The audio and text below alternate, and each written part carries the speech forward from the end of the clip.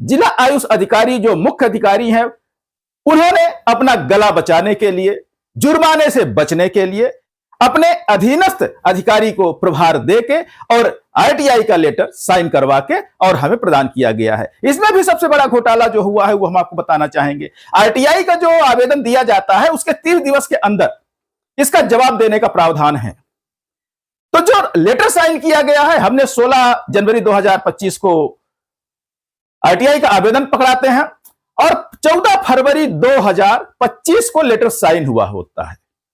तो हम यह कहना चाहेंगे कि जब आयुष अधिकारी खुद उस सीट पर बैठे थे और जवाब यही लिख के देना था कि धारा 8 के तहत यह जानकारी उपलब्ध नहीं कराई जा सकती, तो फिर उन्होंने ही इस लेटर को साइन करके हमें उपलब्ध क्यों नहीं कराया?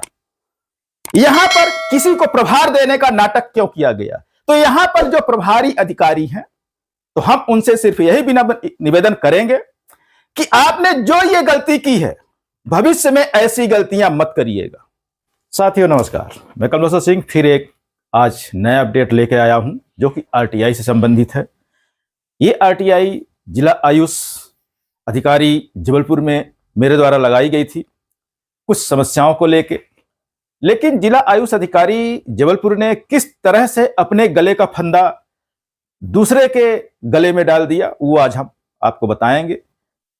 ये आरटीआई जो लगाई गई थी 16 जनवरी 2025 को हमने आरटीआई दाखिल की और इंतजार कर रहा था कि आरटीआई का जवाब देने के लिए कोई पत्र जारी होता है या नहीं होता है या कब तक होता है। लगातार 1 महीना बीत जाने के बाद तक मेरे इंतजार जारी रहा, लेकिन आरटीआई का जवाब हमारे नहीं मिला। आखिरकार मैंने जब कार्यालय से संपर्क किया तो मुझे एक लेटर मिला, वो लेटर हम आपको दिखाएंगे। उस लेटर में एक ही चीज लिखी गई कि धारा 8 के तहत यह जानकारी उपलब्ध नहीं कराई जाती। तो अब यहां पर सबसे बड़ा सवाल यह उठता है कि हमने ऐसी क्या चीज मांगी थी जो धारा 8 के तहत नहीं आती। धारा 8 में कई उसकी उप धाराएं होती हैं, लेकिन उपधाराओं का जिक्र नहीं किया गया कि किस उपधारा के तहत यह जानकारी उपलब्ध नहीं कराई जा सकती है। सीधे सीधे धारा 8 लगा के सारी उपधाराओं को उसमें समाहित कर दिया गया, ऐसा लग रहा मुझे। तो हम यहां पे बताना चाहेंगे कि धारा 8 जो होती है उसमें कुछ जानकारियां देने का प्रावधान नहीं है और वो लगभग ऐसी होती हैं जो व्यक्तिगत जानकारी होती है।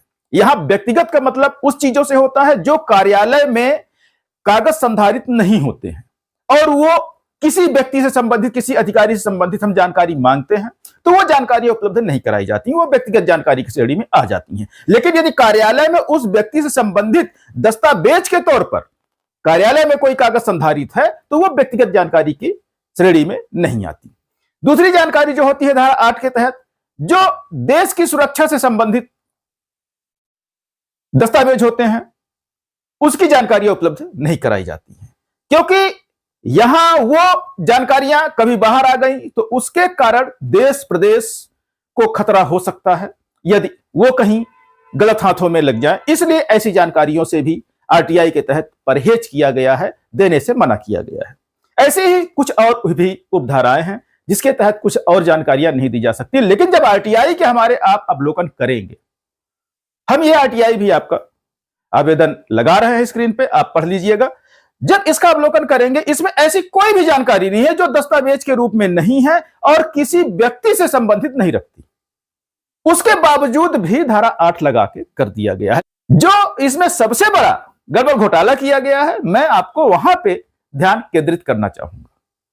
यहां पे लोक सूचना अधिकारी जो होते हैं कार्यालय के उच्च अधिकारी होते हैं, यहां पे भी जिला आयुष अधिकारी जो थे तो वो वही लोक सूचना अधिकारी थे, लेकिन उनको जवाब ना देना पड़े, सबसे बड़ी बात गलत जवाब ना देना पड़े, क्योंकि यहां पर जानकारी छुपाने का जो प्रक्रिया की गई है उसके तहत उनको पता था कि यदि गलत जानकारी देंगे और राज्य सूचना आयोग में हम जाएंगे तो 25,000 रुपए का सीधे सीधे जुर्माना उन पर कर दिया जाएगा। तो उस 25,000 के जुर्माने से बचने के लिए उन्होंने अपनी छुट्टी लगाई और वहां पर प्रभारी अपने अधीनस्थ अधिकारी को प्रभार दिया और जब उनको प्रभारी बनाया गया उसी दौरान ये लेटर साइन कराया गया। तो हम आपको यही बताना चाहेंगे कि किसी भी प्रभारी अधिकारी जो 2-4 दिन के लिए प्रभार पर आते हैं वो कार्यवाहक होते हैं, किसी भी कानूनी प्रक्रिया का निर्णय लेने का अधिकार उनके पास नहीं होता है।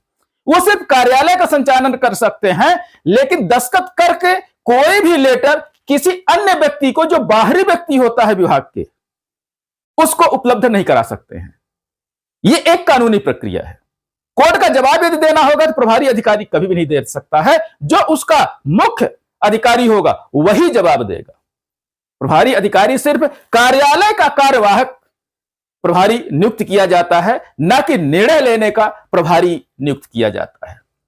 तो आरटीआई एक निर्णय वाली बात है। तो यहां पर जिस अधिकारी महोदय ने साइन किया है, वहां पर जिला आयुष अधिकारी जो मुख्य अधिकारी हैं, उन्होंने अपना गला बचाने के लिए, जुर्माने से बचने के लिए अपने अधीनस्थ अधिकारी को प्रभार देके और आरटीआई का लेटर साइन करवा के और हमें प्रदान किया गया है। इसमें भी सबसे बड़ा घोटाला जो हुआ है वो हम आपको बताना चाहेंगे। आरटीआई का जो आवेदन दिया जाता है उसके 30 दिवस के अंदर इसका जवाब देने का प्रावधान है।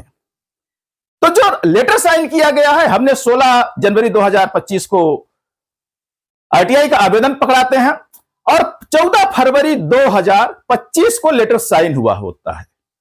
तो हम यह कहना चाहेंगे कि जब आयुष अधिकारी खुद उस सीट पर बैठे थे और जवाब यही लिख के देना था कि धारा 8 के तहत यह जानकारी उपलब्ध नहीं कराई जा सकती, तो फिर उन्होंने ही इस लेटर को साइन करके हमें उपलब्ध क्यों नहीं कराया?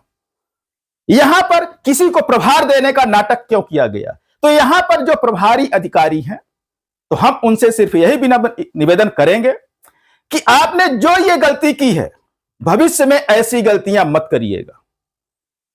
क्योंकि कोई भी बिल वाउचर जो भुगतान से संबंधित हो, या कोर्ट से संबंधित कोई दस्तावेज हो, या आरटीआई से संबंधित कोई दस्तावेज हो, इस तरह के दस्तावेजों पर 2-4 दिन के लिए कार्यवाहक प्रभारी के तौर पर जिन्हें नियुक्त किया जाता है, तो उनको यह दस्तावेज साइन करने के लिए या अप्रूवल देने के लिए अधिकार क्षेत्र के बाहर होता है। उनको यह अधिकार नहीं है।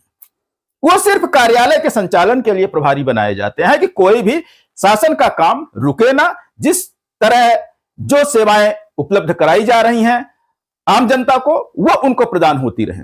लेकिन जहां पर निर्णायक भूमिका होती है वहां पर प्रभारी अधिकारी का अधिकार नहीं होता है। जब मुख्य अधिकारी आएगा, उस पद का पदस्थ अधिकारी आएगा, तो ही वो ही साइन करके संबंधित कोर्ट को, संबंधित आरटीआई एक्टिविस्ट को, संबंधित बिल वाउचर को, जो वित्तीय है उसके भुगतान के लिए, उन्हीं को साइन करने का अधिकार होता है। तो साथियों, यहां पर जिस तरह से आयुष अधिकारी ने गेम खेला है अपने अधीनस्थ अधिकारी के साथ, तो हम कहेंगे कि अगली बार से आप सतर्क रहिए और काम वही करिए जहां पर आपके साथ आने वाले समय में यानी भविष्य में कोई समस्या ना हो। तो साथियों, बने रहिए हमारे साथ, हम आपको यूं ही अपडेट देते रहेंगे। आते हैं कभी कभी, क्योंकि YouTube चलाना मेरा मकसद नहीं, मुझे आप तक शासन में, प्रशासन में क्या चल रहा है उसकी जानकारियां देना और समस्याओं के साथ लड़ना और उन समस्याओं को सुलझाना मेरा पहला कर्तव्य है। साथियों, बने रहिए हमारे साथ। चैनल में नए हो तो सब्सक्राइब करके जाइएगा, बाकी आपकी इच्छा है सब्सक्राइब करें या ना करें। बहुत बहुत धन्यवाद। नमस्कार।